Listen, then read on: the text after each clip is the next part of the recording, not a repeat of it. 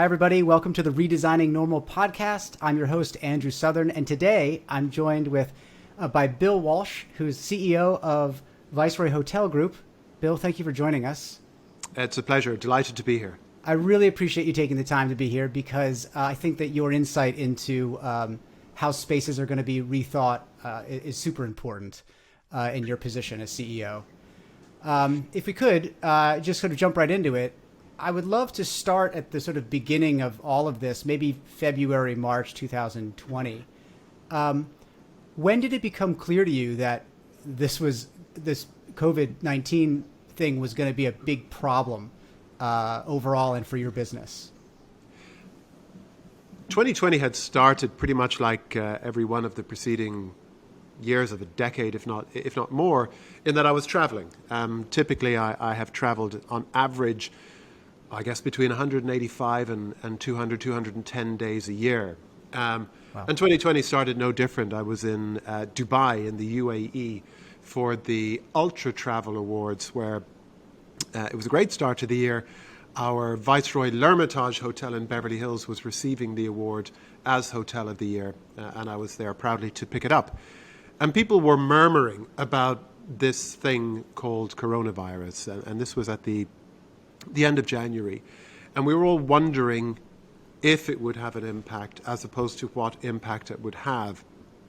Fast forward 4 weeks, and I was in a conversation with my team to follow the lead of the more progressive businesses, and being here on the west coast of the United States, we were taking our lead from the technology campuses in the Bay Area that it was time to shut down and send people home. So it really was that quick. And that, in fact, turned out to have been my last business trip of 2020. So I went from averaging 200 days travel a year for a decade to traveling for 12 days in 2020. Wow. And I actually read a little bit about your bio. Did you used to work or live in Dubai? I did. I was with the Jumeirah Group in Dubai for just about 8 years. And business brings me back there frequently. It's a place that I continue to love. Got it. Actually, that's another question I was going to ask, is sort of how you became CEO at Viceroy. Can you explain that to the audience? Yeah. Look, I'm a hospitality industry guy. I didn't know it for a long time, but I've never really done anything else. All the way back to the very first money-making activity that I had at the age of about 14, where in the town that I lived in, Limerick in Ireland, my uncle owned a guest house, and he needed somebody twice a week to take out the trash cans. And that was me. From 14, I would get on my bicycle, cycle, I think it was about 3 miles each way, wheel out the trash cans on a Tuesday and a Thursday, and then cycle back on Wednesday and Friday and take them back in after they had been emptied. And that was the first step in. So It's been a career in hospitality that has taken me from the trash room to the boardroom. Which is quite cliche, and I always like to joke that, well, not really joke, occasionally the former has been more fun than the latter. Right. But, that's probably not something that we should investigate. And then I went to hotel management school. I worked in hotels in Ireland, in London. I was in Dubai, as we mentioned, back to Europe as the CEO of the Doyle Collection. And then I've been here for almost 9 years at Viceroy, based in LA. Wow. Okay. It's amazing because, of course, you've got a whole team of people, and then, sort of underneath that, all the guests sort of looking to you, right, for cues of what to do, and you have to make these sort of difficult decisions, I imagine, including, did you have to actually shut down the properties? Well, we did, but what's driven me in terms of both behavior and culture throughout the entire pandemic has been driven, and saved me and the team, has been the fact that we have a very actively implemented ideology in our company. And Viceroy's ideology is not just marketing speak. It's not just words on a laminated card that people carry around in their pocket. It's a series of commitment statements, challenge statements that we make, that we believe, that has become the vocabulary of the company. Examples from within the ideology start by saying that we are hosts first and always. We're thoughtful in the detail. And just those two first lines kind of dictated our approach, because pre-pandemic, being host first and always meant that we will elevate pure service to be hospitality. The difference being, as Danny Meyer, founder of Shake Shack and Union Square Hospitality Group, once said, service is present when something happens to you. It becomes hospitality when that happens for you, and it's about caring. And we've always said that the fundamental obligations of hoteliers are to keep our guests safe, warm, and nourished. And here at Viceroy, we do that through a very contemporary lens. And typically it was about keeping our guests safe, warm, and nourished in actively programmed environments so that they could create memories that would last them for a lifetime. And we were very thoughtful in the detail, the next line of ideology, in the way that we program activities at our resorts. Suddenly, pandemic came, and the emphasis shifted. We still had an obligation to keep our guests and colleagues safe, warm, and nourished, but safety took the priority, and becoming thoughtful in the detail, that was represented in the fact that we introduced close to 600 new operating practices across our portfolio of hotels to adapt in the circumstances to the way that we did business in order to allow us to fulfill that number one obligation of keeping people safe. Wow. Then our ideology goes on to talk about individuality and authenticity and respect and creating wealth. And every single line was true to the circumstances that we found ourselves in. It just needed to be interpreted and adapted for application in a different way. But had we not had the safe harbor of an activated cultural base through ideology in the company, I'm really not quite sure where we would have gone or what we would have done. So as a leader, you went to those principles first as your sort of Correct. guiding light. Maybe Correct. you wouldn't have had a formal pandemic response, plan, but you did have your criteria for how to treat people and the ethos of the company. Exactly, and we for sure didn't have a pandemic plan. I mean, we have flirted with the idea of pandemic periodically over recent years, but never to this extent. Right. So as a leader, this is like so many people. Hey, this is my first full-blown pandemic, and I think the other thing that having a strong culture in an organization allows you to do is not only to reinterpret for appropriateness to circumstances, but it also allows you to connect as a team. One of the things that I've always said since becoming a CEO, and for example at orientation, where I'm welcoming new colleagues to the company, I always introduce myself to them at the start of my talk as being the guy in the room with the least meaningful job title in the room, and how the CEO title, the Chief Executive Officer title, is pointless. It sucks. Because everybody else in the organization is so action-focused. A restaurant manager manages a restaurant, a cocktail server serves cocktails, whereas the CEO title is very status-driven. So I always prefer to think of myself as the chief pride officer of the company, and my job is to make people proud. And that does not change during difficult times. So the kind of conversations that I had with myself at the beginning of pandemic were, one, you're still the chief pride officer of this company, and the responsibility that you take, the accountability that you put in place for yourself, first and foremost, but for the entire leadership team to reinterpret ideology, to keep guests safe, to be thoughtful in the detail of how we do that. That's what people expect of you, and that's what my job is. And then the second realization was, you've never done this before. And it took me a few months, actually, through pandemic to come to the conclusion that the way I was going to survive or indeed thrive as a leader was to recognize that as leaders, we control that which we can control. And circumstances that we cannot control, our job is to react to them. Mm-hmm. And at the beginning of pandemic, I tried to control everything.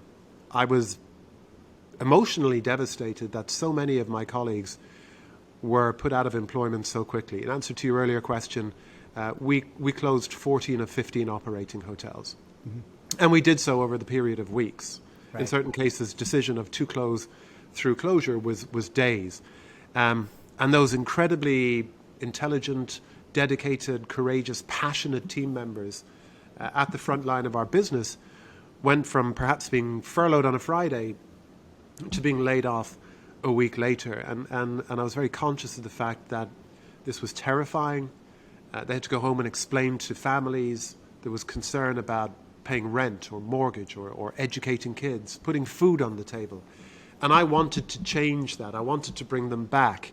And we put a program in place on the second day after we closed the corporate office called pole position, inspired by the racing term, the Formula One racing. We wanted to be in pole position on the grid so that as soon as circumstances allowed us to start bringing people back to work, we would be in a position to do so faster than our competitors. But I thought I'd be able to do that personally. And then I had to realize I'm surrounded by incredibly smart people, but as smart as they are, we cannot come up with a vaccine. And the pandemic circumstances will prevail until such time as other people bring about a positive improvement. So during that period, what we had to do was react to those circumstances in the best interest of our colleagues and of our customers, and create that division between what you can control and what you have to react to. Wow. So did you assemble a team of the folks that you work with to sort of figure out how to open back up again in limited ways, or how did you, on day 3, what did you do?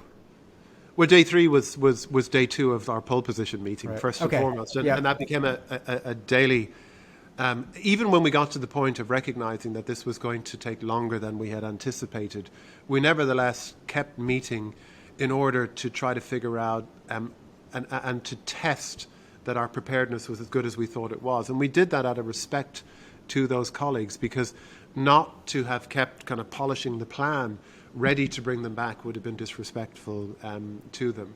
But then we had to adopt, like every business, new practices internally, such as the adoption of video technology to interact, something that we was not culturally part of what we did. We're a hospitality business. We're about human beings making other human beings happy, and we do that through human-to-human interaction. So Right. as a company and as a leader, I believe in having a corporate office and in having a team who come to that office and where we see each other. And suddenly that couldn't happen. And originally we thought it wouldn't happen for a period of months. We never dreamed that it would be longer than a year, that the office would remain closed. So we had to change the way we did business. And two things that I recall deciding very early on. One is that we would increase the frequency of communication as a team, and that we would be I would be as a leader very transparent and honest in terms of the significance of the circumstances and what was facing our company and what we would need to do. And secondly, that I would elevate the importance of a phrase that I had traditionally used as a leader, but I don't know if I'd ever truly put into effect. And that was that as a leader and as a company in our culture, we would recognize that the greatest demonstration of courage was to ask for help. The greatest demonstration of strength was to admit that you did not know what to do. And I tried to lead by example and say, look, guys, I'm your chief pride officer. I'm going to lead us through these circumstances. But this is my first pandemic. I will be asking you your opinion. I will be asking you your help. I will be reaching out to mentors of mine from previous industries, previous jobs, in order to ask them for their help to help me make the best decisions. And on occasion, those decisions will be wrong. Right. In which case, we're going to step back, we're going to gather ourselves, and we're going to move further. But the message to my team was, we're all facing our first pandemic. This is not the time to strive for perfection. This is the time to put maximum effort out there. This is the time to demonstrate and communicate emotion, and to connect in a very meaningful and honest way. And I think now, 1 year later, even though there are members of my team that I have not seen in person for that 1 year, we as a team of people are closer than we have ever been. We will come out of this pandemic tighter, closer, more connected, and more fluent and fluid in our communication with each other than we were. Because like a lot of businesses, I think we took for granted the fact that we saw each other in the office every day meant that we were communicating, and we weren't. We were seeing each other, but Right. we weren't connecting. And now we connect in a previously unfathomable way, and it's amazing. That is incredible. I'm not in your industry, but I know that hotels have a lot of moving parts. There's a lot of inputs and outputs, right? And a lot of expectations. And then I can only imagine with the pandemic, with more outside influences like CDC guidelines and lockdowns and travel restrictions, right? There's things that, like you said, you can't control those things. So all you can do is sort of create your plan. If this happens, then we can do this. But if Right. that happens, we'll do this, right? Yeah, but as a leader, you have to make decisions, and you have to, for example, deciding where to take guidance from was one of those decisions, and is still one of those decisions. I mean, I'm sitting in LA. LA, part of California, has taken a much more, and I don't mean the use of this word in a political connotation, in a behavioral connotation, it's been much more conservative than other states in the United States.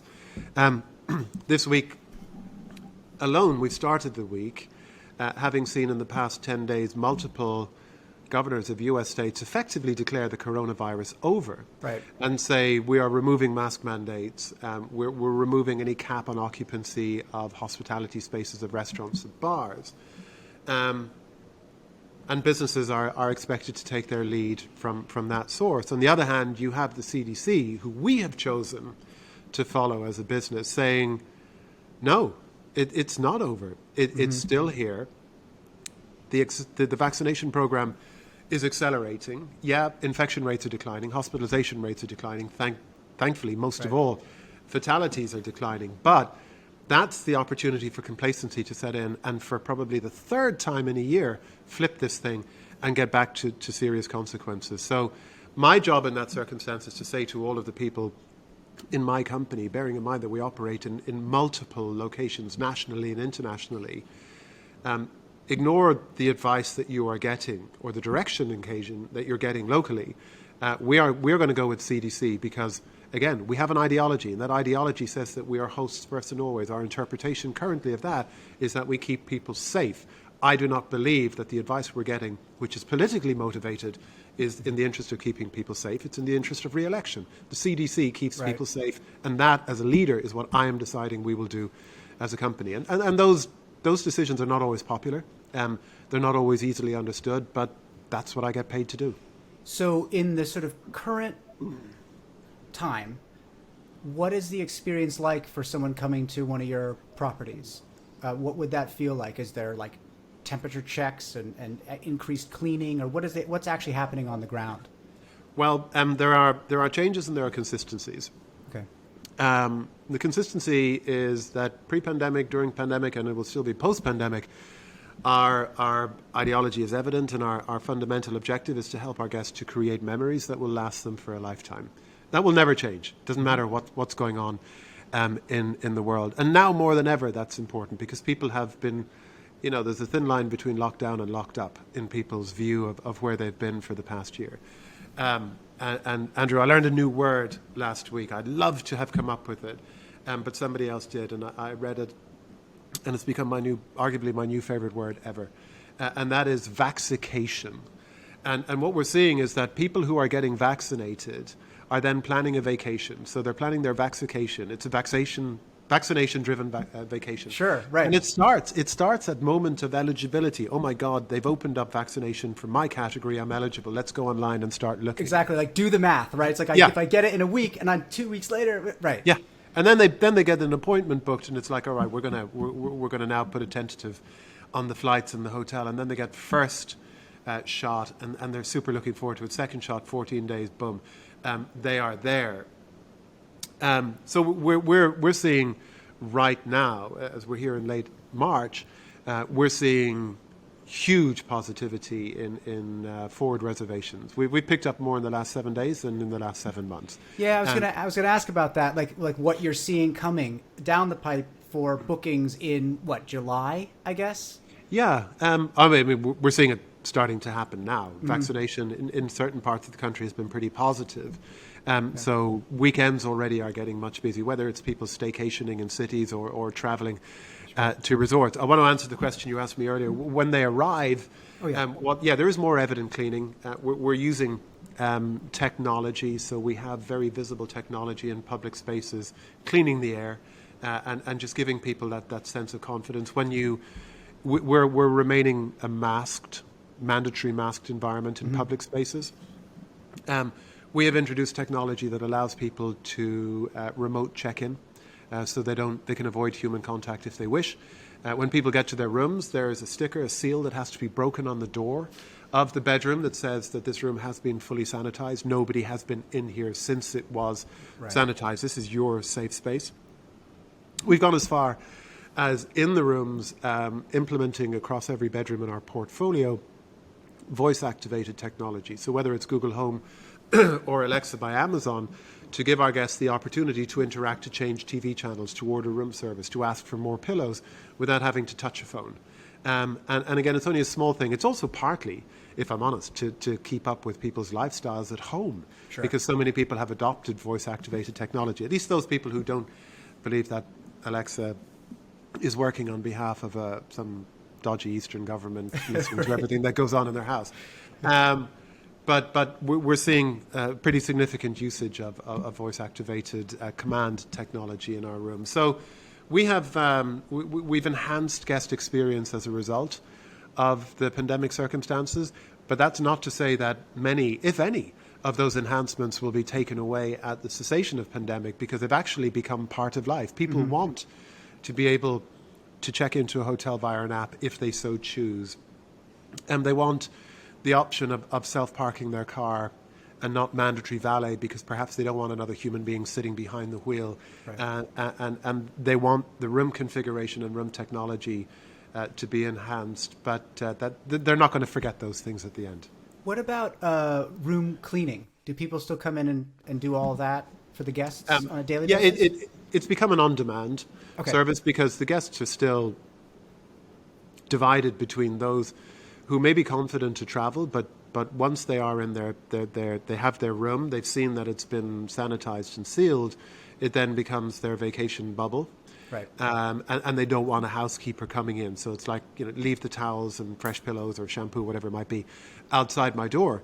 Yeah. There are other people, and particularly those vaccinated, who are like, when we started to reopen hotels, we made some mistakes in assumption of behaviors, even pre-vaccination, and we said people won't want any valet parking, so we'll get rid of it. And the people left their cars outside the front door with the door open and the engine running, saying, "Hey, dude, I've been waiting 6 months for this weekend stay. Don't take away those little touches that make it different from being at home." So we have people who show up who say, "Valet park my car, check me in personally, give me a drink on arrival, walk me to my room, and I'll eat room service served to me in my room." And then we have people who are like, seriously, do not come within 6 feet of me. And we respect the right of any individual to make that decision. And those who want the full-on experience and service as it used to be, we ask them to respect the fact that I will not ask my colleagues to get within 6 feet of somebody unless absolutely necessary. And therefore we have adapted the experience, and we kind of got to meet in the middle a little bit. How do the guests message to you which version of the experience they want at the moment? Is there a way pre-check-in that you send them something that says, do you want a high touch or a low touch experience? We make them aware that we have made introductions of new technologies, and we can then see, for example, if people are downloading the app, if they're interacting with us over technology pre-arrival. But much of it is behavioral. We can tell when somebody shows up at a hotel and the folks offer to valet park, or the doorman says, "Let me take your suitcase." No, please don't touch any of my stuff. Right. And then we can signal to other people within the building if somebody feels a little bit reluctant to have any form of interaction, and we can adapt our interactions accordingly. I see. Now, Viceroy has a number of, you have sort of different collections, and you've got destination hotels or resorts, and you've got urban hotels, right? Correct. How do you expect they're going to perform now and sort of post-pandemic? Like, are you, what are you seeing already? Are people going to the destinations more, or booking the destinations more, or going to nearby cities?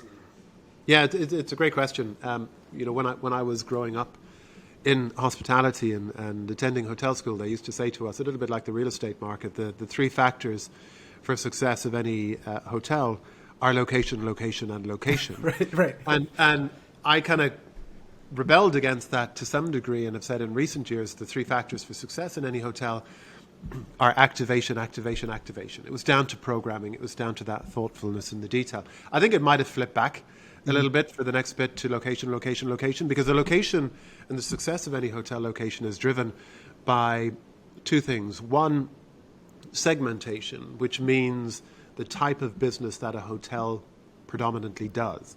And you have hotels that will do mostly individual leisure business. You have hotels who do mostly group and incentive and meetings business. And those two hotels will react very differently in terms of recovery. A location that is highly dependent upon individual leisure, which is in a location where its geographic source markets are strong, are heavily vaccinated, and where there remains great airlift, which particularly for a hotel in a resort destination, the frequency of incoming aircraft is the most important thing. Like Riviera Maya kind of thing? Yeah, Okay. or St. Lucia. Okay. And one of the St. Lucia has remained relatively robust throughout pandemic. It's a resort destination. Our resort on the island is very spread out, so people can have individual buildings, individual villas or bungalows, and they can feel safe and secure. Right. But we had circumstances where on a Friday British Airways would say we're stopping flights to St. Lucia next week, and then it doesn't matter how safe the resort feels. It doesn't matter how courageous the guest feels. If they can't get on a plane to get there, they can't get on a plane to get there. Right.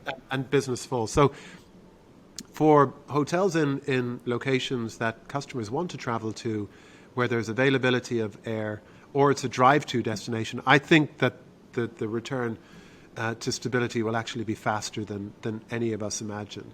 If you look at certain other locations, and particularly urban city destinations, and particularly cities that are dependent upon large movements of people, citywide conventions, Vegas, San Francisco, DC, others, it's really hard to generate enough leisure individual business to compensate for the loss and the lack of those citywide conventions. Those citywide conventions sometimes take a year to organize. So it's not like they can decide on a Friday, we're going to have a convention next week. But a leisure individual traveler can be spontaneous. And I think the other advantage that the leisure destinations have is this kind of vaccination thing. I was talking to somebody yesterday, and he said they just come to realize within their family that his kids have just been vaccinated. He and his wife have been vaccinated. Their parents and grandparents have all been vaccinated, and they've now reached a point of critical vaccination within multi-generation, and they're going to go and rent a 6-bedroom villa in a luxury resort somewhere because they haven't seen each other for a year, Right. and they want to celebrate. And you know what? This particular individual is relatively affluent, may very well rent a jet for the generations of family to travel together. So they're still conscious of being safe, even post-vaccination, but they're saying, we can do this. I think one of the biggest growth segments or segments to return robustly will be weddings. People have postponed weddings for the past year because their families couldn't attend. I mean, folks, if you're out there listening to this and you're contemplating booking a wedding on a weekend in the next 2 years in any popular wedding venue, Andrew, I hate to lose your audience. Stop listening and hit the phone, because availability for weddings, for family, for social celebrations is already extremely tight, because everybody who's postponed over last year is now rebooking, and they don't want to wait. They want to get it done as quickly as they can. It's just incredible. I think you're touching on something that I've spoken to other folks about in different industries. This sort of like undercurrent of demand, right? And I'm sure you can probably see it in data that you get to see, of people who, didn't get to go anywhere for a year, didn't get to see their families, have some money that they can spend on something like this, but they were unable to spend that money, right? And as soon as they get the all clear, they're on the airplane. In fact, you can see even today, and it's late March 2021, those airports are packed right now. There are certain airports. I saw a video from Las Vegas yesterday, packed. Yeah. So we've seen those behaviors in other areas. So why should travel be any different? I'll remember, I don't know when it was, maybe 6 weeks ago, 2 months ago, sitting at home and hearing of people that were racing to their phones because hair salons, barbers had reopened, and we're like, oh my God, I don't have to get somebody in the house to cut my hair anymore. And if you weren't, it was like the early days of Soul Cycle. If you weren't there at midday on a Monday to book a bike at your favorite class, you couldn't get in. Right. And now suddenly it's like word goes around, everyone's texting each other. Hey, rumor is that they're going to announce today that outside dining can reopen for restaurants, and we were all literally waiting to book our favorite restaurants, and they went in a heartbeat. And then California opened up a little bit more, and now it's 20% or 25% indoor dining, and those seats have gone. So every time there has been a partial reopening of anything that people have had taken away from them, there's been a sellout situation.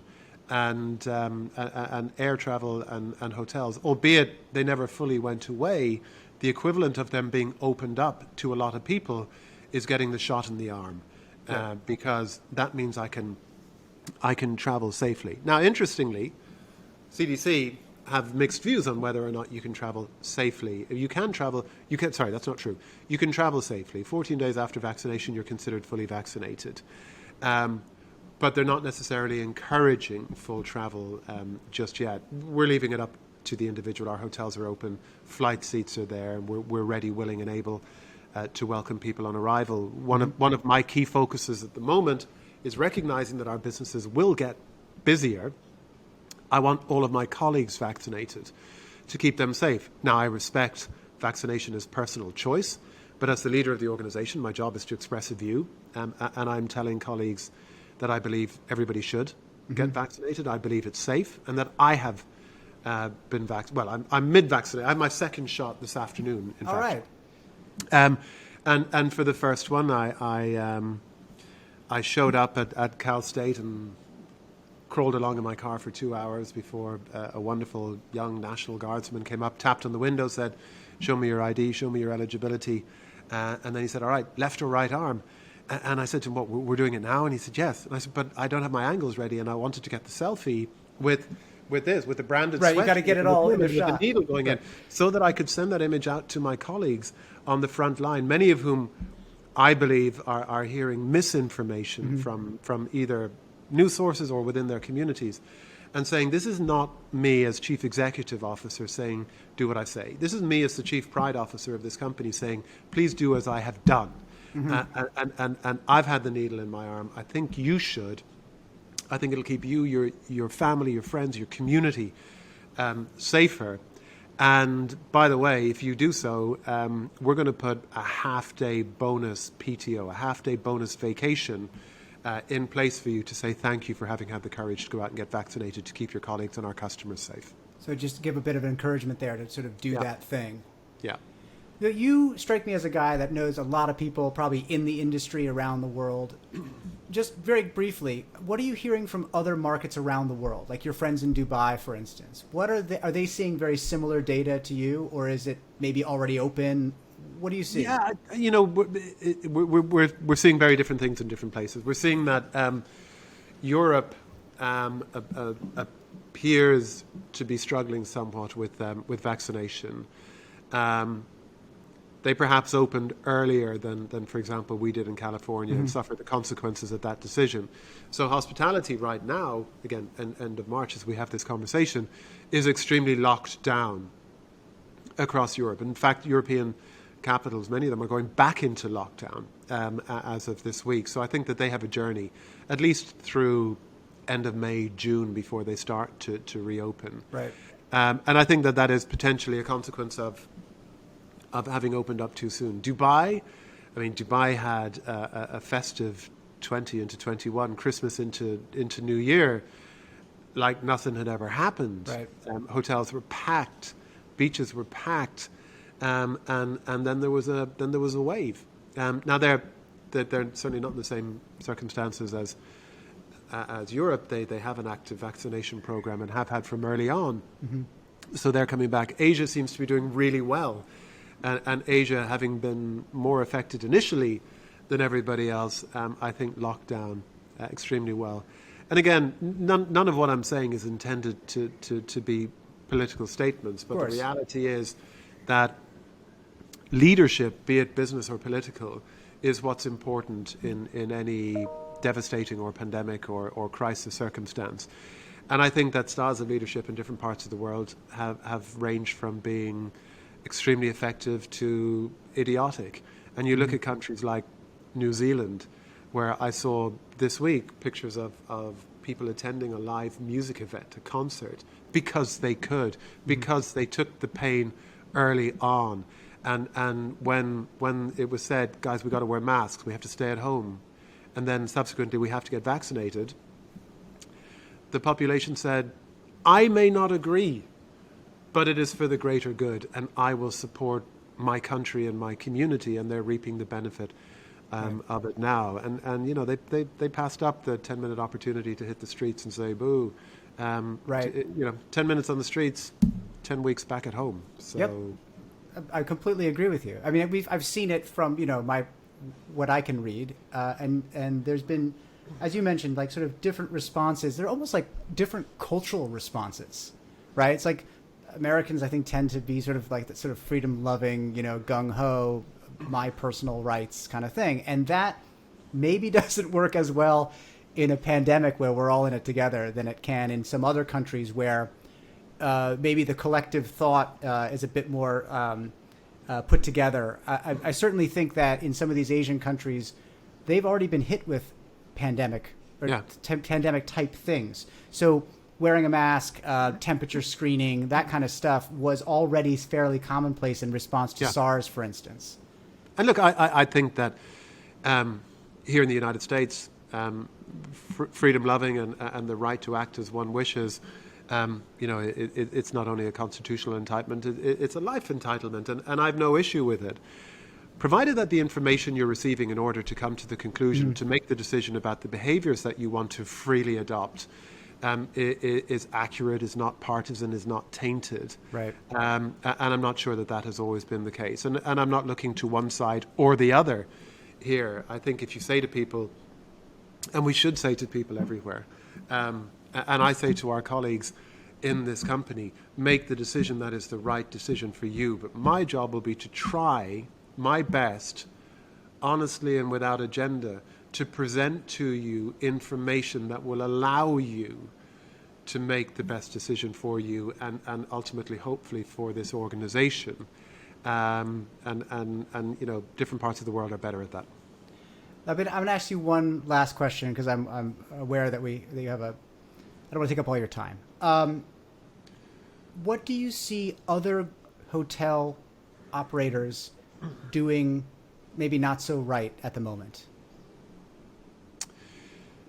Oh wow! You know, as a community, it's one for all and all for one. So first and foremost, I'm not hoping to identify deficiencies in operation of my competitors, because that will give me advantage. I think that the industry, the sector, needs us all to come back strongly and to create the circumstances to bring as many people back to work as we can. I think one of the things that I see happening, and this might sound strange as a business leader, and before I get a violent reaction perhaps from many of the owners of hotels for whom we manage or my own shareholders, listen to me and let me finish. I think one of the things is that many companies will fall to the temptation of simply having a sole focus on return to profitability. And I don't agree with that. I think a return to profitability is extremely important, but I don't think it's sole focus, because I think the danger is that we forget all of the healthy learnings that we've had in a very unhealthy period. Viceroy's focus for 2021 is not pandemic driven. We have a theme for every year. Our theme for this year is Viceroy for everyone. And that is a recognition that we also saw immense, powerful, necessary and profound social change and social movement occur here in the United States and around the world last year. I, as a leader, have reacted to that, recognizing I need to hold myself more accountable, recognizing that Viceroy as a company, I as a leader, was not doing enough to create and communicate platforms of tolerance, of inclusiveness, and inclusivity in my company. So for me, the most important thing to do is to make sure that every individual, be they contemplating Viceroy as a place to come as a colleague or as a guest, feels and believes that every individual is treated with equal respect in our world, irrespective of their race, nationality, religion, identification, pronoun, any life choice that any individual chooses to make. And we weren't doing that enough. And I urge the hospitality industry to embrace, adopt, and activate a commitment to social change from within, in every way that we can. So I guess rather than saying, here's what I see people not doing well, here's what I hope everybody does. I hope we don't forget too quickly, because there have been many learnings from pandemic, and we have a habit as human beings of airbrushing the past. And as soon as business stabilizes, I think it's very easy to go back to doing things simply the way that we did. Let's remember and continue to adopt those pandemic positives, whatever they may be, in any industry. And let's also remember that the pandemic, while dominating society, was not the only thing going on in society. And that there are other issues that we as hospitality professionals, because we're global as an industry, because we have multiple locations in different cultures, in different destinations, we can actually be at the forefront of bringing about positive change socially and culturally, that we put as much effort into that as we do financial recovery post-pandemic. It's fascinating. What you're describing is the sort of, we can do more than one thing at a time. Correct. Right? We have to. to. We have to. We have to operate our hotel group. We have to respond to a pandemic. We also have, like you mentioned, 2020 was incredible sort of social upheaval, important issues. We also have to do that, right? Well, we do. And, Andrew, just in final wrap up, I've used the expression probably a few times during our chat. For me, at the heart of hospitality is the idea of one human being making another human being happy. One human being does not make another human being happy by just trying to take their money. Right. You make another human being happy by paying them respect, by helping them create memories that will last them a lifetime, and by making them feel accepted, valued, and cherished. We keep our guests safe, warm, and nourished. Maybe I need to expand that and say we keep our guests safe, warm, nourished, and respected. And that is a space that I hope Viceroy will live in forever. I think that's a perfect end. Thank you so much, Bill Walshe, for joining me on this podcast. That was a great conversation.